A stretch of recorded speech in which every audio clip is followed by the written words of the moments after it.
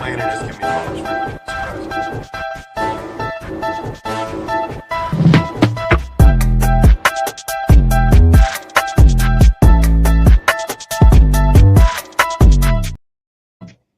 Hi, everybody. I'm Candid Stanisci. I'm with Gary Groob. We have NLL Lacrosse Talk every week, and this week we have Bergsma with us. Graham, thanks for joining us. Hey, thank you for having me. It's a pleasure. It's a pleasure for us as well. So if I were to ask you, what in looking back into your history, what do you see yourself as, what you want to be remembered as?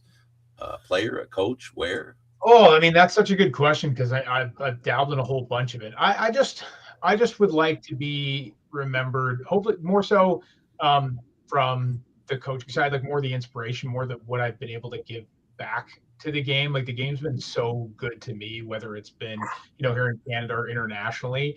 It really changed my life in a lot of ways. And so what I've been able to do in terms of helping to give that game back to more people, whether that's increase their enjoyment of it or open it up to new people around the world, to me, the more people that get to experience lacrosse, the better. So if I can have some small part in that, I'm happy. You answered the second question first, according to how we normally do things, but that's okay. So now the first question, what made you pick up a stick? So that's actually a great story. So my dad actually played pro for Jimmy Bishop in Detroit in the 70s, but I didn't know that lacrosse existed because he played when there was no helmets, and he stopped counting at 110 stitches in his face. So I guess he thought it was a little too violent for me. So he was part of the original ownership group of the Toronto Rock. And so he took us to their first game at Maple Leaf Gardens, and I was immediately hooked. I said, Dad, you got to find me a place to play this. And I was lucky enough that, we were living in North Toronto, so the only place we could really go is the beaches. And so I was lucky enough to have parents that would drive me down all the way to the beaches for practices and games and everything else, and got on with the team there. And then the rest was sort of history. Played all my minor and junior up through there and had a great time in the beach. So, and the beaches where I for 8-10 years did play. I did hear that you were the voice for Rogers for the beaches when Paul was trying to knock you over. Yeah, when it would rain the next day in the arena. Bergsma Arena was notorious for a whole terrible roof, an underlined hole. There were a bunch of holes. It was like watching lacrosse players all dropping buckets around the arena to catch the drips, and then the game would start maybe 10-15 minutes late when it would stop. Yeah, the game has evolved, and you're a good reason why it's evolved. You're one of the players that's decided to be a part of helping it to evolve. Yeah. I guess my question before I hand it over to Gary is, what do you see as either the most important step in the past, the most important step in the present, or the most important step in the future to help change lacrosse to the point where it goes to the next level? Well, I mean, I probably got one for all of those. And I think one of the biggest changes that happened was the advent and the evolution of sort of stick technology. So plastic sticks made the game so much more accessible and able to have that. You could replicate it a lot easier than having somebody have to really take the time to get their catgut in good with the old traditional sticks. And I mean, it's amazing that there are still people around that are still doing that wonderful traditional sticks. But I think that made a huge change. And now I think, and this might get me into hot water, but I think if we could come more together as a lacrosse community, like the lacrosse community is one of the smallest, most tight-knit groups, except we tend to kind of battle on things an awful lot. And sometimes the game suffer because we can't all get on the same page on things, and whether that's professionally and some of the stuff between the MLL and the NLL, or whether that's, the different provinces, whatever it is, I think if we could really put all of that aside and put the kids and the game first, it would go a long way to helping grow the game and make this whole thing a lot easier. I suppose to be the devil's advocate, and I mean truly the devil's advocate here, I guess they don't want to risk what they have in the hopes that they get something better. I think that's the underlying issue that everybody has. I think it's more than just we want to play the game different. Yeah.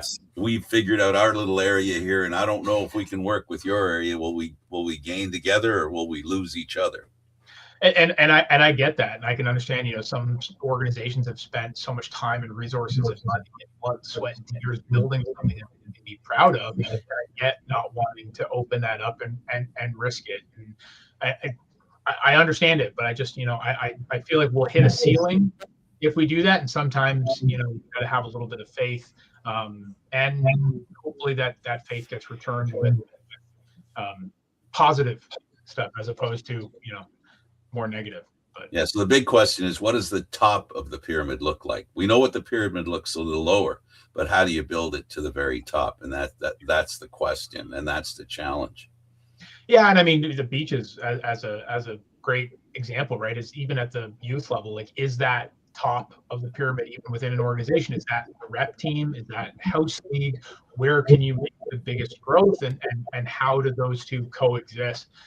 And that's just not an easy answer there. I mean, there isn't really a right answer. But I just wish we had the dialogue a little bit more, and we could have those conversations without it ending up in a screaming match. So that whatever ends up getting decided, at least everybody was at the table. Pun intended. Getting to the point, if you will, the top of the pyramid's the challenge. Yeah. Oh, we have a friend. That chimed in for you.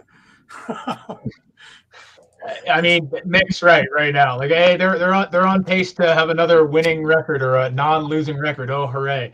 But yeah, that was a bad choke job there against. Today was a rough one. Yeah, I sat through that and it was nasty. Let's go back to the beaches, and really let's talk about the program when you got in. What made that environment so special for you? I think it was the players a lot. And I mean, Ted Reeve Arena is just a wonderful place to play. And there was really that sense of community, which was really funny because a lot of the guys on that team weren't necessarily beaches specific. We had a lot of Scarborough and outside kids on the team. But I think that was what was really special, was a bunch of guys from all over the place that kind of came together and had a common goal. And we underperformed as a junior team throughout. We had so much talent, like guys that went on and did great things in the NLL, Kevin Ross, Stephen Keogh, all of those guys, Mac Allen, but we always seemed to end up playing Orangeville in the first round and getting swept because they were a wagon at the time. But I don't know, we never really reached our potential, which was kind of sad, but it was a good group of guys. Right. Who would you say would be the early mentors to help shape your game? Steve Keecott was one of them. Brett and I were really, really close to his son, and he coached our teams for a little bit.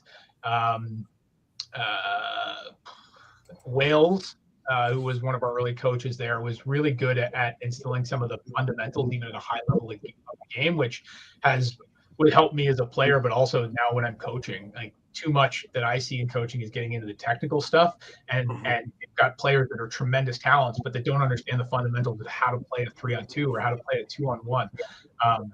And so having that was very helpful. My dad was helpful when I was, when I would actually listen to him. Nobody really listens to their dad that much. They probably should. But that was pretty huge. Blaine Manning was actually a big influence on me from facing off when he came out with our beaches team in my Pee Wee I think Pee Wee or Bantam years. I was lucky enough to just, I tried to find every mentor I possibly could, in terms of always trying to learn. Like, I was later to the game to start than most. So like I started behind the 8 ball. I had to try and learn as much as I could. So I was lucky enough to have really great people to soak that up from. Right. Now, you also split your time because you did field and you did box with the beaches. Let's talk about a bit of the field thing, because you won the under-16. I didn't hear that last part. Sorry, Gary. I say you won the under-16 championship with the field team. So let's talk a bit about splitting your time doing field and box. Well, it was interesting the way the beaches did it. It wasn't really splitting your time. It was kind of the same team that we didn't have that many guys to play from. So we maybe had 1 or 2 guys that played exclusively field or box. But that was great. Like, I remember when I came on in Pee Wee, like, we were losing to Whitby 6 or Oshawa 6 by like 20 goals. This is back when, Oshawa had a 9 team.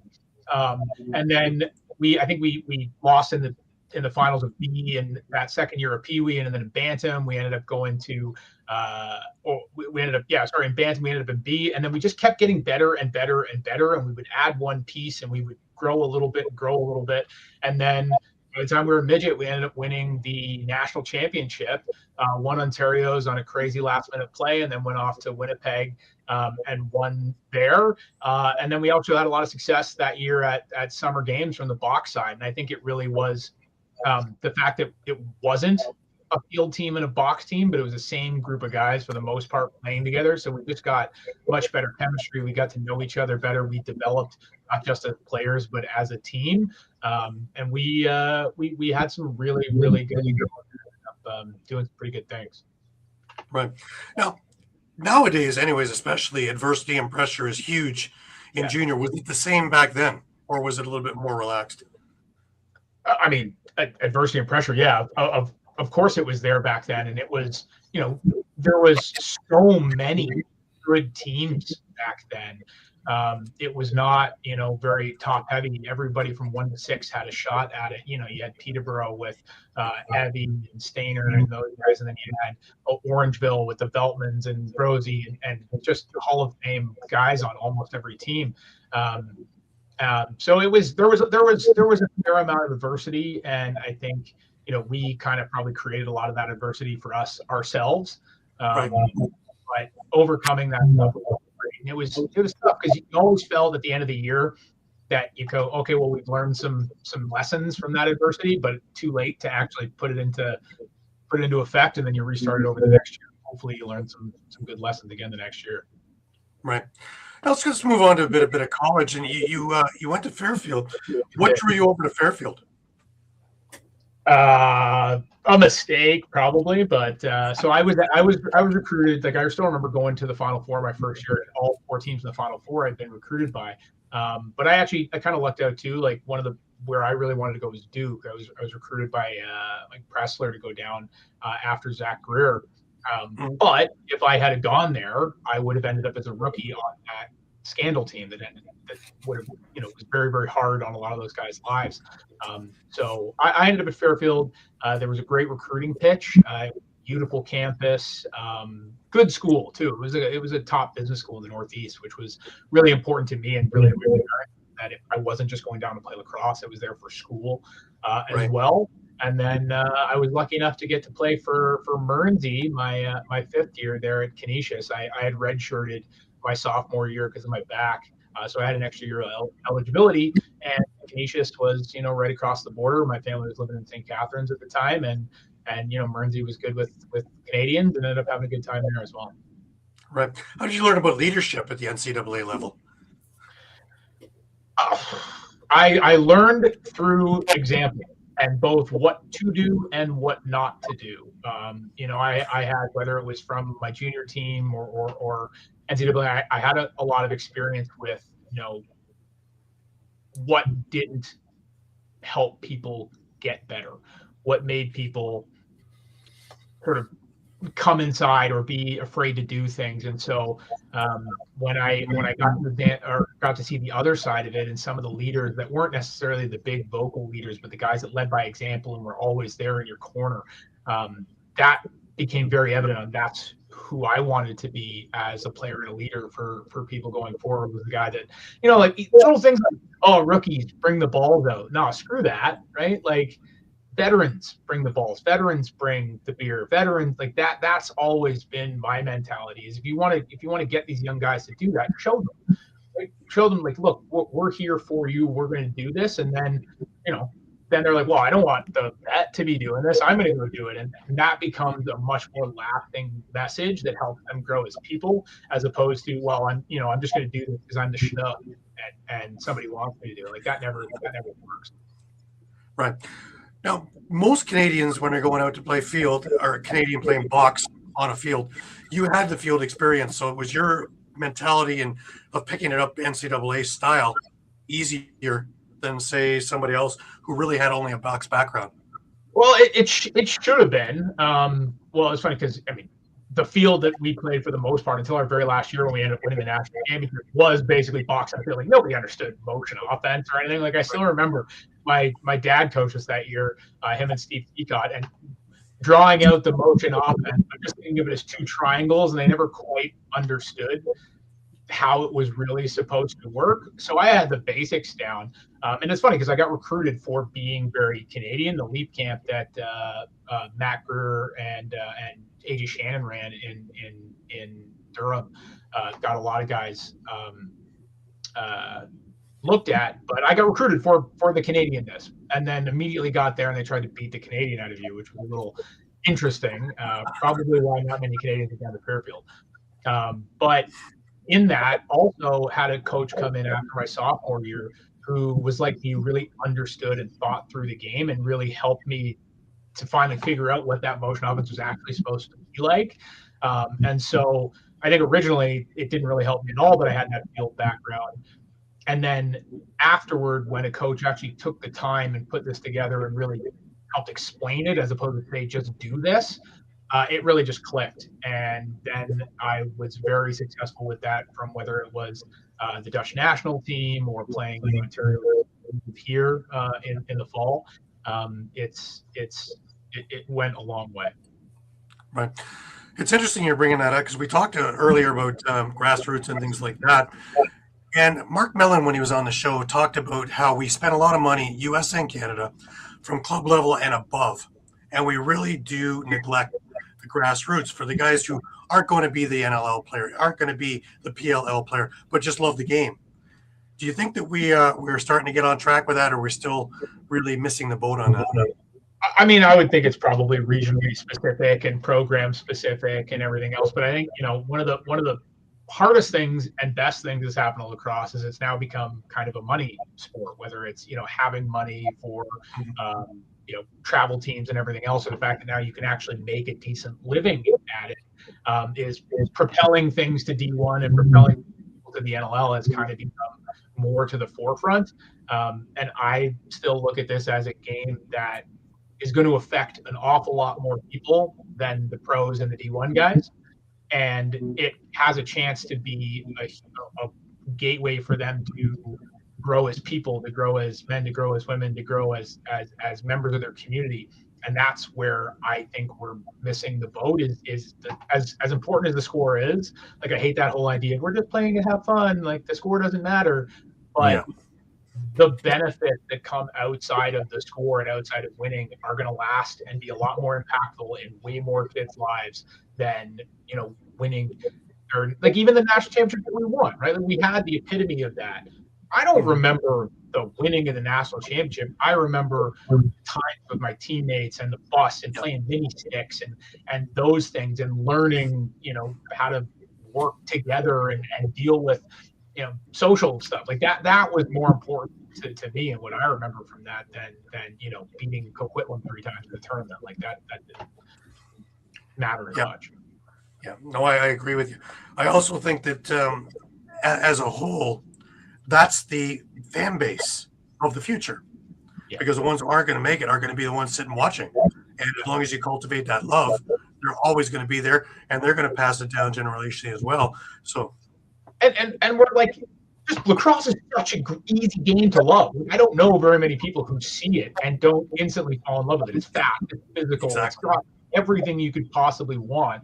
And I think, part of what makes lacrosse so great is we're such a tight-knit community. And it's the same thing that Frank was talking about before on, like, do we want to risk that to grow it? And it's like, well, if we open it up to more people are really going to love it because it's just a game that's easy to love.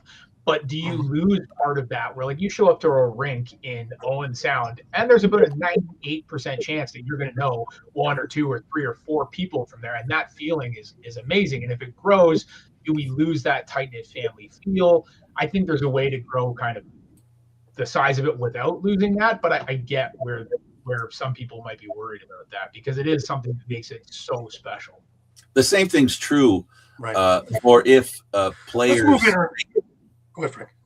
It's okay. Same thing goes for if players make more money. Let's say the business plan leads to more games, more pay for the players. Will that create a disconnect between the players and the fans? I'm not suggesting or guaranteeing that's the case, but that's always, part of the stuff, the yin and the yang that we have to always consider. And maybe that's part of the fear that's in there as well. Yeah, to me, it's a little bit yes and no. Like, I think that there needs to get to a point when guys have to have other jobs, when they can't be a lacrosse player, the game suffers. Because part of the reasons why when sometimes like the NCAA teams beat world championship teams or beat these pro teams, because they're playing every single day for 2-3 hours. Like, if those guys were able to actually be there and practice together all the time and not have to worry about their other job or some of these other things, the game would grow and evolve and get better. Now, yeah, if it got to a point where they're making $5, $6, $7 million a year, yeah, okay, maybe that's a problem or might create issues. But I think if the game's so good, and if we got it out to enough people, they would enjoy it enough that those guys would be worth that. And to me, I think that all starts with getting them enough where they can actually make that their living, because they're the best in the world at it. Why not have it that they can be the best of their best by being able to do that every day? And yeah, I get that there are constraints on that, and it's not as simple as saying, yeah, okay, here you guys go. But I would love to see that to be where people could actually be professional lacrosse players would be fantastic, where that is there. So, and some guys have been lucky enough to be able to do it because they're smart enough to do apparel or camps or endorsements. But I would love it that, every guy who's we've got, a wonderful player in Jack Hanna who can't necessarily wants to be because of his outside work related stuff and personal related stuff. Like that's so hard for a guy who's as incredible as he is to have to make that choice. And to me, it would be great if we were in a circumstance where he didn't have to make that choice. I'm going to drill down just a little bit further on that point. Yeah, go ahead.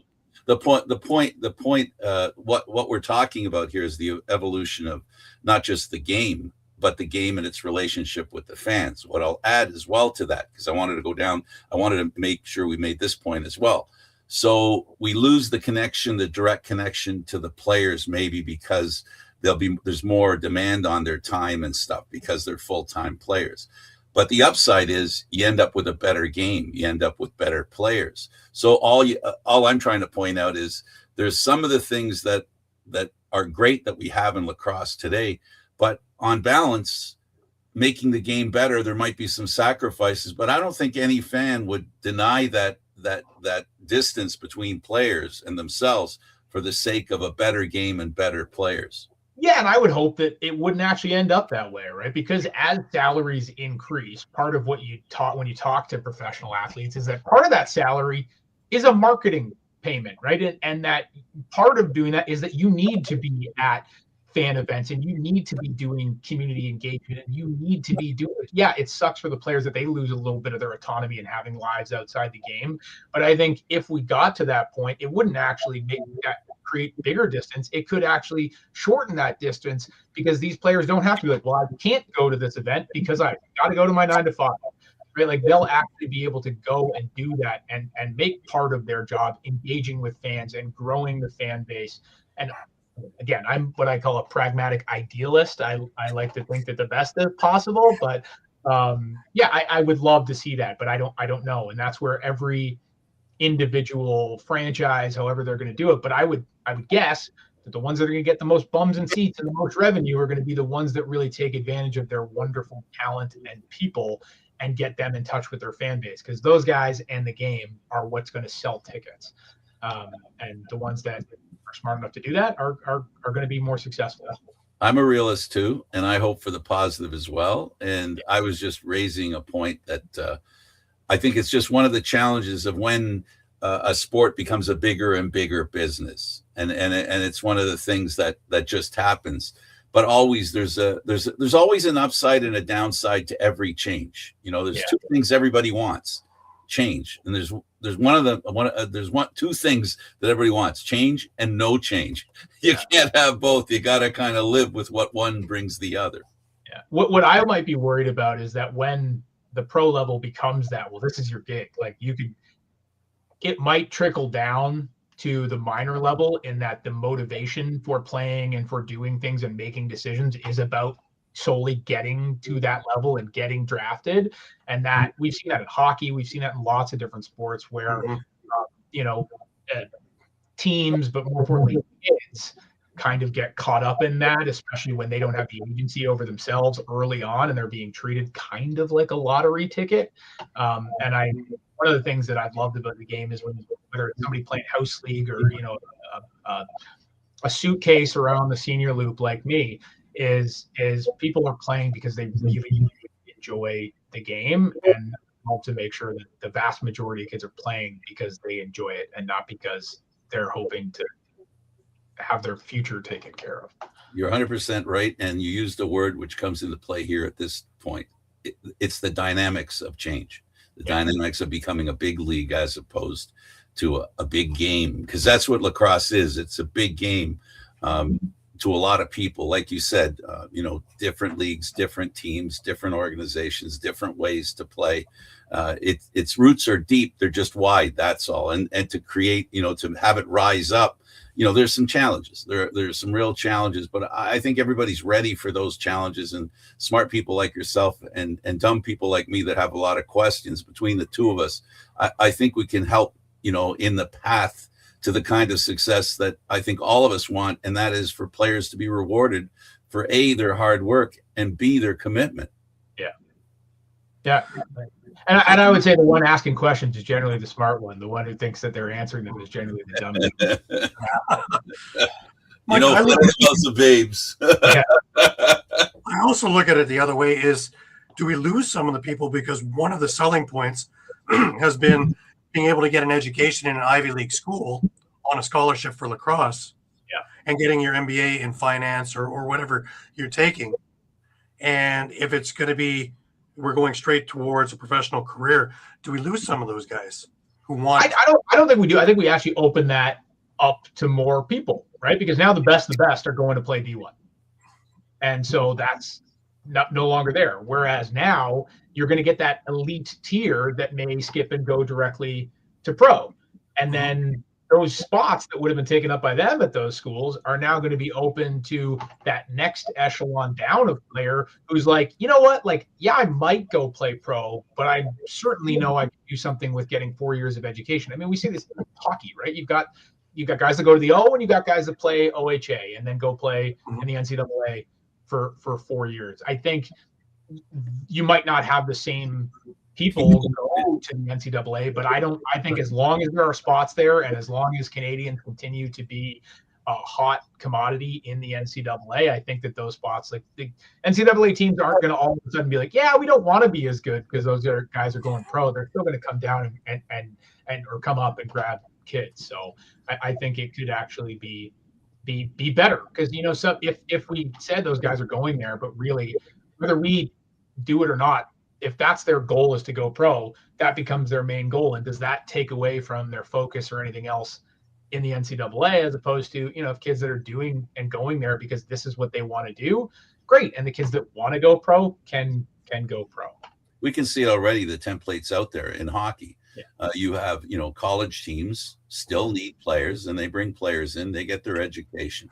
But now the junior teams also can send kids to college. So that the template's there, that if lacrosse became popular enough that there's too many of them that are in college, so they need to do a different way of playing, they still can get the education and just do it through the same way juniors do it. So and then do we have to worry about that whole issue with, there are some pro players playing in the OLA, for instance, and does that technically disqualify other people who are playing in the OLA from playing in the NCAA? And would we have to have like an OLA and an OLHA or whatever you want to, like the version like you have in hockey? Would you have to have a whole separate junior loop that was only strict amateurs? Now, I think we need to vastly grow the amount of people playing lacrosse at that level. But again, that's something we could hope for, and hopefully we can make that work. All of that would be under the heading, the problems we would like to have. All right, I want to move over to your international side Sure. and playing for the Dutch. Of course, I get the Dutch jersey above my head. How did that? Uh-oh. Well, I think Gary froze, but I think what he was asking is how did that come about? And so that was really interesting. Is Frank Pearson, who was the head ref for the FIL, was talking to my mom at a tournament or something when the World Championships were in London in 2006, and said, "Hey, like I know you guys are Dutch. Does he want to play?" And so she told me about it. They said I reached out to the team. They said, "Oh, I told them, I'm playing junior A. I'm going to play D1." And they said, "Great, if you get your passport, you're on the team." So I went to the consulate and got, showed them all the documents that were needed and got my Dutch citizenship, and then showed up and played in 2006 in London at the World Championships. And we ended up it was crazy for me because I was just worried hey, am I going to get along with these guys? Am I going to have anything in common? And I didn't realize how Dutch I was until hanging out with these guys. Like they all had that same sort of humor, and they were just the funniest guys in the world.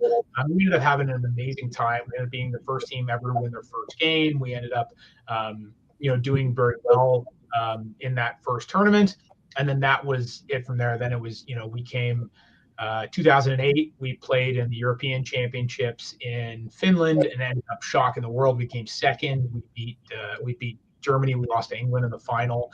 That was a big deal. And then 2010, we actually ended up, we were up on Japan in the quarterfinals. And then our goalie ended up coming out of the cage and tore his hamstring. And not only did we lose him, but they also put the ball in the empty net. And we just couldn't hold on in the second half. But if we had won that game, we would have played USA in a semifinal and have been playing for a bronze medal. Well, maybe we would have beat the USA, but I doubt it. But we probably would have ended up playing for a bronze medal. But even so, we finished top 10 in the world. And then when the box program started, we had that same initial success. And so it's been really, really great. And then now the next iteration of that is now the women's box team that was amazing in the first World Championships. And man, did that re-energize in seeing their passion and how much they were really playing for the love of the game and how competitive and how physical and how great they were as both people and players. And so I wanted to be a part of that very badly. I ended up coaching them in Prague at Shebox and did very well there. So the international game has been we talk about, being able to grow the game while keeping some of that community and everything else involved. I think, we need to look at the international game as a template for that, because that has grown exponentially across the world to the point where we've now got to have qualifiers for some of these tournaments. But they've maintained that love of the game, community first feeling. So I think they've done it very, very well. Gary's twin Jerry is here now. We had power failure over here, and thank goodness for backup plans, and here we are. It's a little bit of everything today. It's been wild.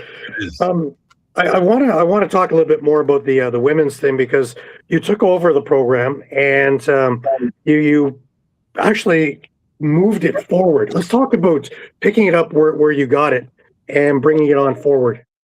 Sure, and I want to be very clear that I didn't take over the program. I was part of a staff that picked that up and went on, led by Lynette Leachy, and we had Martin, who was a wonderful help from being local in the Netherlands. But they showed so much promise at the World Championships, and I just wanted them to have the best possible opportunity that they could to grow. And so I just put my hand up and said, however you want me to be involved, I'd love to be involved. And so the next big tournament was Shebox in Prague. And so showed up there with girls that were based locally in the Netherlands and some girls based in North America. And we had a whole training camp and come together and played these games. And it was fantastic. Like they were so hungry and thirsty for knowledge that they picked up things so quickly. And one of the things that I was the most proud of was not just how great they were at play, but their characters started getting better and talk about adversity. So we were playing the hometown Czech team, and there was some questionable calls early in that game, we'll say. I don't want to go into anything further than that, but it was something that they hadn't experienced really yet, was that whole idea of like, we're doing everything right, but the results aren't happening. And I just, brought them in and was like, oh, like, you're not going to get any calls. We're playing the hometown team. Like, this is just, you're not going to get calls. You haven't been through this before, but trust me, I have. But just concentrate on what you're doing. Come out next shift. Just do what you can on that shift. And we were down like 4 or 5 goals, I think, in the first half, and they scored one. And they came out the next one, and they scored another one, and we ended up coming away with that game. But just how much that they were able to, in the heat of that moment when everything was falling apart and nothing was going their way, how they showed the ability to actually like calm themselves and center themselves. That to me was showing that, they have the potential to do anything, because not only do they have the talent, not only do they have the physicality, but they have the mental fortitude to be able to deal through adversity. Any team that's going to win anything of import, it's that mental side, because shit's going to go wrong during a tournament, during a game, during something else. If you fall apart, you're not winning anything. But if you can stay the course, then you've got a chance. You okay there, Gary?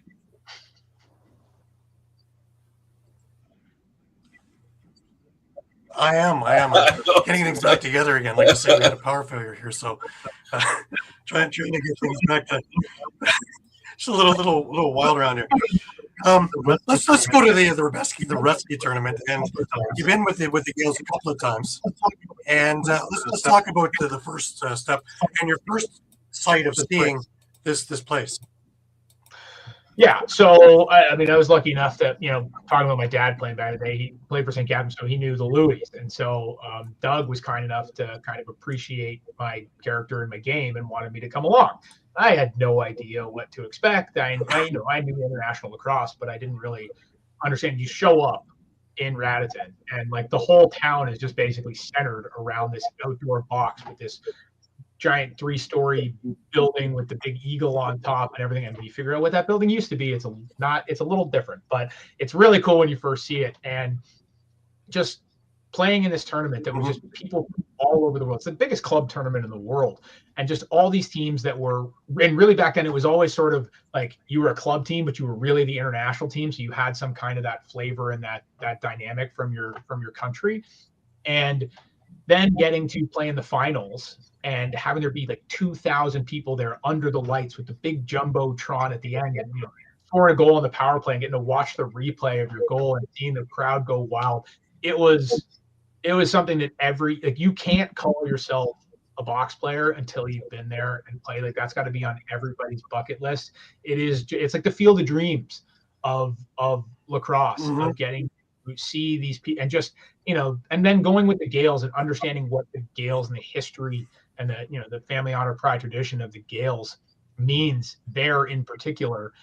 Seeing kids come out and want your autograph and still have, you slap a sticker on their helmet, and you go 5 years later and that kid's 12 now, but he still got that helmet. He hasn't washed it because he could never imagine having that Gale sticker come off. Is really, really cool. And you get to start to know people like Andre and the people in the bar, and they're just wonderful people that go through an awful lot of trouble to put that on every year. And as much thanks as they get, they don't get nearly enough. So it is one of the coolest experiences I've ever been a part of, not just in lacrosse, period. And if you consider yourself a box lacrosse player, I think you have to go at some point. Right. Let's fast forward to your second time here with the Gales and just the improvement of European lacrosse from when you were first going to where it is now. Yeah, like it used to be, there was the Czech team and, maybe a team from England that would come over and be decent, but it was basically the Canadian teams would run show or would lose to the Czechs in the final because they were tremendous. And now it is, you saw the Finnish team who was fantastic. Had guys drafted in the NLL, had guys drafted in the first round of senior. You've got the level of lacrosse across the world has gotten, you can't even describe how much better it has gotten, and it's made the level of play overall that much more competitive, that much more where anybody can really win it in any given year. And it's been good to see some of the teams that are coming over to North America have to up their game and really bring a stronger unit. And it's an interesting tournament because it's not always about who's the best. It's not always about who drinks the most. It's kind of generally who can do a mixture of the two and still be fine. But it's a slog, right? You're playing 6-7 games in a few days, so injuries or everything else come into play. But it's not a cakewalk anymore. There are multiple European teams that are very good that compete in the Senior B loop here in Canada, and that have a real shot to win the tournament. So, and a lot of that's been because of good coaching and guys finding the ability to go and make a living growing the game abroad. Like I was lucky enough to do that on the field side in Berlin for a year. Won the German championship over there with BHC. But there's those opportunities in box lacrosse now, which is really, really cool to see.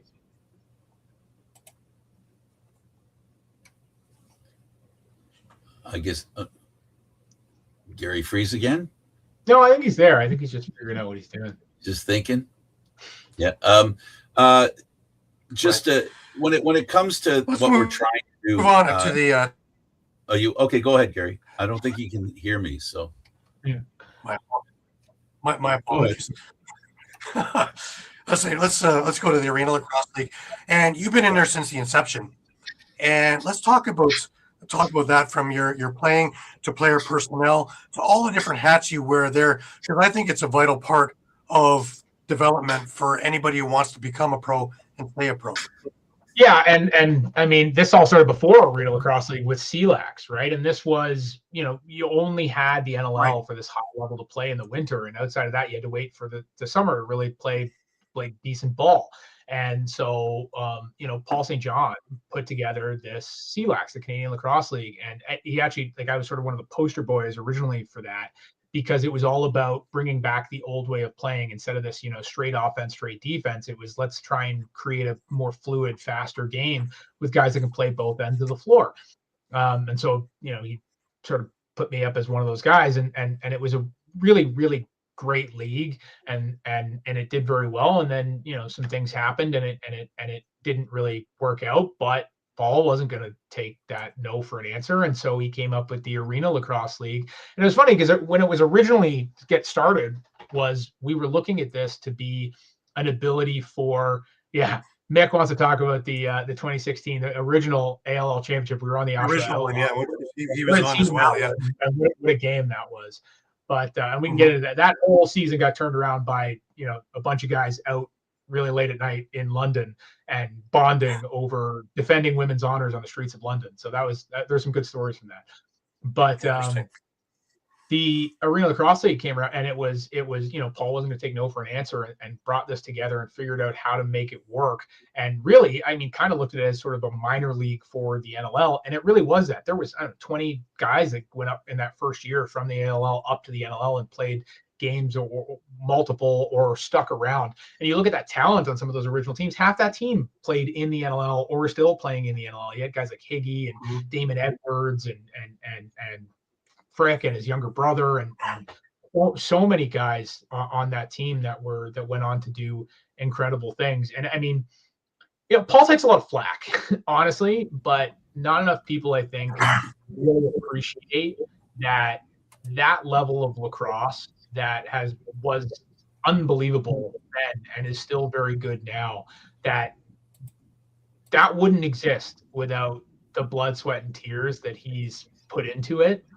And that there's a lot of guys that have gotten shots in the NLL and have careers because of that opportunity to play. And it'll be really interesting to see how that evolves, and how involved the NLL gets in it and everything else. Because it's a hard one. It's really hard where you could see it where, okay, well, let's have minor teams and have each franchise have their own. But when they can pull from anybody in the league, like that's a hard benefit to give up.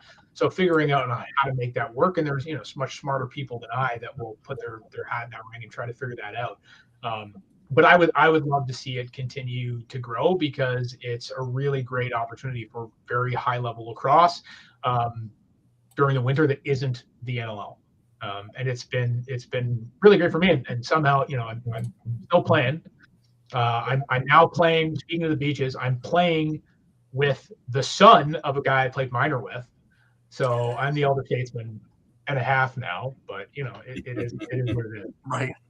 Well, how would your role have changed over the years there, as being one who just came into play to one now who's more of a mentor and really leading a bunch of these younger guys to the right direction? Because about 35 guys have been put into the NLL and stayed there, so it's a good source. Yeah, I think players. it's interesting. But even at the beginning of the ALL, that's kind of how I saw my role, even when I wasn't really one of the older guys. Like I remember one of the specific examples was Mike Triolo. And he was this unbelievable sort of raw talent on that original Oshawa Outlaws team. And I knew he was going to eventually do something big. But, he seemed to, I don't want to say afraid, but reticent to kind of step into part of that leadership role. And it was something as simple as like, I made him do the warm-up. Like I made him lead the warm-up. And it was funny when we were having that night out in London, we ended up in a hotel room after, 100 beers or so, and having a chat about why I did, because he thought I was picking on him. And it was like, no, like I was putting in that because I didn't want him to be seen by other people as like not doing, like I wanted to put him in that position where he could be that leader and do that. And it was funny, you could just see it kind of like click in his head and go, oh, and now like what he did, both, what he's been doing in the NLL and what he was doing out in St. Albert and he's really become not just a wonderful player, but a leader and a great human being. And I mean, I'm not taking credit for that, but it's just one of those things where I've always tried. You tell people to do things, they're not going to do anything, right? Like external motivation doesn't do anything, but I've always tried to help people to create internal motivation and try to put people in positions where like they see that they're capable of more than maybe they did before. And to me, that's the really cool thing, is helping others to reassess their own limits and to want to be more and then to be more than they thought they could be has been really cool. I think you have another one now under your belt, being with Collingwood in OSL by the name of Angus Rotting. And I think he fits in that same kind of mold as a Mike Triolo. And with the right leadership, it can be a really great thing for him down the road. Yeah, and Angus is a tremendous talent. And it's one of those interesting things where like I'd always rather, have to pull a guy back than to get him out the gate. And I think, Angus had some rough goes in terms of, just stuff not working out. But I think he's finally bringing it all together and he was getting the confidence in himself that we all saw in him. Like he saw the player that we all saw in him. And then, of course, as shit happens, the guy has like 5 goals in our first game and then tears up his knee and is out for basically most of the season. So I'm really, really excited to see what he can do this year. And honestly, I hope we don't see him a whole lot because I'm hoping that he's going to be playing a whole bunch of senior A. I mean, I would love to have him, but again, I hope that he has the utmost success at that side. But he's a guy like he's a monster. He's a 6'5" monster who's got a rocket shot and is shifty. So the sky's the limit for him. And I just hope he gets to reach whatever potential he's got. So, and he's also a good kid. Yeah, that's the big thing too. He jinxed himself over in Prague by saying, I remember him telling me that he'd never gotten hurt before when he twisted his ankle. Yeah. And well, that's the taboo. never you gotta knock on wood after that one. Yeah, absolutely. Now you've coached everywhere from the Hill Academy over to Berlin. What really ties all the experiences together? Just, that I'm learning as much from them as they are from me. I'm coaching since a young age, and realizing that like the tactics is so much less than everything that goes into coaching, and understanding, having to see players as more than just players and them as people, and understand, oh, okay, they're having problems or obstacles on that. Like, why? Get to know like what's going on. Is there something in their personal life? Is it just a block mentally? Has nobody ever explained this to them? Like, I think all of those opportunities have been been really great because they've been, getting to see all of those challenges and different challenges from different people for different reasons. And so now I'm lucky enough to have a bigger repertoire so that when I go into and see somebody that wants to go from here to here, I've got a lot more examples of reasons that might be keeping them from getting there. So I can hopefully, open their eyes to one of those so that they don't have to make the same hard mistakes that I and that others have made over and over and over again. We all know, though, people don't really tend to learn lessons the easy way. Right. What advice would you give junior A players now who are trying to carve their own path? Figure out who you are. One of the beauty things about lacrosse is that there is a space in this game for every different kind of player. You can be short and quick, and you can be tall and have great hands, or you can be, a fat guy with great muscles, or whatever. Like, there's a million different things. And I think one of the hardest things that players have is trying to figure out, like, they get this idea of what they're supposed to be in their head, and so they're chasing this thing that maybe they're not equipped for, and missing this wonderful other player that they can actually be. And so really take the time to figure out, like, what's in your game and what isn't. And if it isn't, maybe you want to work on that, but, like, knowing what isn't there and being okay with that and working on those things is really important. But then also, like, really, really, really try to understand that the game is more than just you. You can be the best talent, you can have the best shakes, you can have the best shot. Like, learn how, like, if you can learn how to work within an offensive or defensive system, all of your skills get amplified by being put in better positions and by helping out everybody around you. And I think that's probably the biggest thing that I've seen with this, this advent of, the D1 and the recruiting tapes and all that, is the game's become a lot more like me focused, and we lose a lot of that more concept. And so you've got specific coaches that are really, like Frick's one of them, that really works on trying to bring back that idea of the whole team and the system.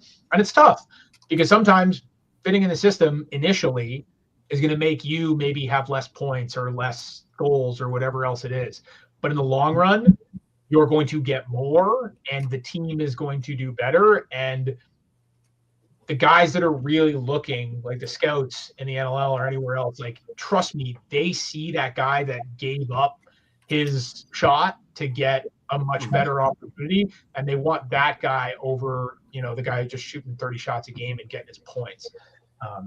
But I get, like, stat lines are what gets people to come out to your games, but once they're there, trust me, they are going to see that difference. So it's a tough thing to get people to think outside themselves, but I think that would go a long way. I want to drill down a little bit to your point. You want the guy that's not going to turn the ball over as well. It's not just about possessing the ball; it's about giving it up as well. Yeah. And I mean, but sometimes, you know what? Like, I've seen. There's a lot of goals in my career that I've seen scored because somebody shot at a time when no one in the rink thought they were going to shoot. And so it's like, how do you harness that? Like, play the team game and play smart, but without killing that creativity and killing that sort of loose cannonness that kind of, like, I just don't remember what Alex Keto Hill, like, in the corner falling over and throws it around the world while falling over from and it goes in. And it's just like, no one else on the planet would score that goal. He does because he's the only one who would try it. And it's, how do you keep that in the game while still being like, okay, like, there was a much better look over here. Like, just give up that ball. So I think what you're saying is it's about shooting when it's right to shoot until it's not. It's the not that's hard to predict. Well, and actually, sometimes what I found the real hardest, and like, I was a guy who did this, and I've had to help a lot of players with this, is you get the guy who should be shooting, who wants to pass because they don't want to get called the hog. And it's like, no, like, that's sometimes shooting, like, that's not a selfish play. If you're in the prime scoring area and you've got a great hands-free shot, like, take that shot. Please, for the love of God, take that shot. Right. And that's always hard for some guys to get used to because they don't want to be seen as the hog. Meanwhile, there's a guy who's taking a shot from 20 feet outside of that with a guy in front of him who's like, no, I'm shooting because this is going to go in, and it does. So Yeah, weighing that balance is always tough. And this is why parents say, I love you as much as your sister or brother, but I got to treat you differently. Yeah. Yeah. One of my coaches in college, actually, to that same point, said something that was, we don't treat everybody equally, but we treat everybody fair. There you go. Well, that's fair isn't necessarily equal. Because everybody brings something different to the table, right? So that's the beauty of being a coach, and that's what creates the best coaches out there. They're the coaches that understand the relationship between each player and the game itself. It isn't always the same thing. The robotic attempts by some coaches, I don't think they're very successful because, like you said, they're not open to allowing a player to be the player they are. Yeah, and that's, you know, like that's why whenever I coach, whatever my systems, and I don't think, you know, you try to fit every team to your system, you're not going to work. Like you got to fit your system to the team. But like it's why, like, I've never been a big believer in plays. Like my whole thing is to give kids a system. Not that it's okay, you have to do this, but it's there. I always say there's like 3 levels to offense, right? There's kind of reading your teammates and where they are, and then there's reading the defense, and then there's reading where the defense is going to be, and those are those 3 levels of understanding offense. But like when you're having to think about, okay, well, I need to go here and I need to go here and I need to go here, you can't get to those other levels. But giving them a structure of like, okay, this is basically the motion that we're going to do to start everything. Like when that starts to become muscle memory, now your mind doesn't have to be worried about, okay, I need to worry about this pick's coming because you know it's coming. You're now being able to look, okay, well, this pick's coming. Who's my first slide? Okay, now I can read that. And then you get to the point where like, okay, he's 2 steps up high, which means that guy on the backside is going to be filtering into that open spot. So I'm going to change my angle up here and draw him further out so that guy's more open. Like, but I try to put kids in a position where the less they can have to think about the basic stuff so that their minds can start being creative and that they can start, you know, doing and putting their stamp on the system, the better. Because that's where I feel, you know, you're going to get the best across. And when kids understand the basics so that they're able to think 1-2 steps ahead and they're able to do things that they might not otherwise do because their mind's not tied up in sort of the basic rotation. Coaching 101. I'm a bit of a nerd on this stuff too. Everybody finds it as exhilarating. I'm okay with nerds. Yeah. I one last thing for you is what's next on the docket for Graham Bergsma? Headed to Mexico at 3 a.m. Which Nice. kind of sucks. I had to miss a game because I was like, you know, I was deathly ill, so I missed the game for Paris, and then I've got to miss a game in Mexico. But next on the docket is just getting back in with the Wolves and trying to have, you know, build on what was a really good but disappointing end to a season last year. And we've got a really good young group of kids.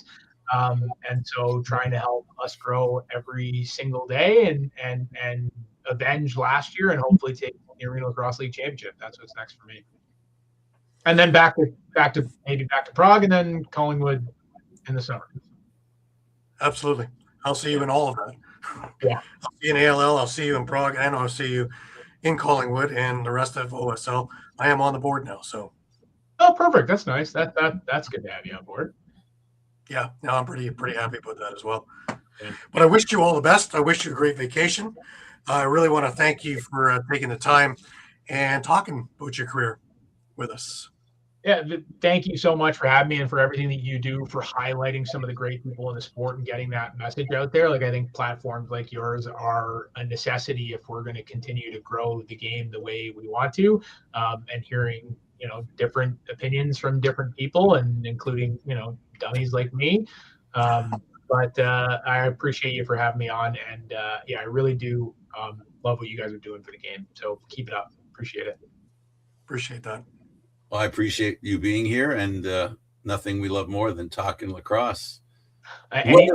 Anytime. Whether it's the NLL or otherwise, it doesn't matter as long as we talk lacrosse and get insights to, you know, the people that are involved in it and what their contribution is and their opinions on the game themselves. We've got a great roster of programs with different people, and I want to thank you for your perspective on this, Graham. I really appreciate it. You're very welcome. Take it with a grain of salt, but I think it's a bag of salt. I don't Yeah, care. yeah. I mean, it doesn't matter, right? Back up a dump truck full of salt. Whatever. Whatever works. At the end of the day, it's about figuring stuff out and talking about the game, and we all want the same thing. We want it to grow. Yeah. We can agree on one thing, that we love the game. The game's worth watching. The game's exciting. You only have to buy the edge of the seat. You don't need the whole seat. So I don't know what else you can ask from sport, and being a part of a game that you can learn to love. That's what we've learned from all the guests that we have here, whether it's a player, a coach, an owner, or a commissioner. We all have the same feeling, and that is we love the game. And thanks for sharing your love of the game here this week. You're very welcome. Thanks for having me, guys. Okay, he's Gary Groob, and he's Graham Bergsma. I'm Candid Frank Stanisci. Thank you for watching NLL Lacrosse Talk. We'll see you again next Thursday. See you guys.